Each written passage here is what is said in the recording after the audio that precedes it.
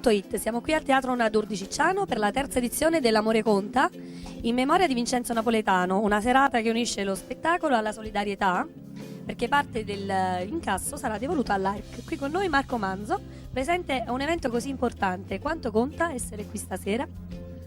Conta sopra di tutto, anche perché questa è la terza edizione e Davide, quando organizza questo evento, ha sempre pronto il telefono per chiamare gli amici che poi arrivano puntuali, perché forse è questo quello che conta, perché oggi si è perso proprio il gusto di una sana compagnia, quindi a volte anche queste manifestazioni fanno sì che le persone si ritrovano, sì.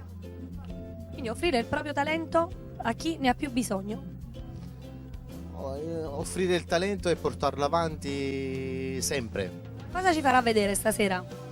Io interpreto e non sono un sosia, come qualcuno può pensare, interpreto Renato Zero e questa sera canterò i migliori anni della nostra vita, perché sembra che sia la canzone giusta proprio per il tema della serata, ed è proprio un inno a non arrendersi mai e andare avanti.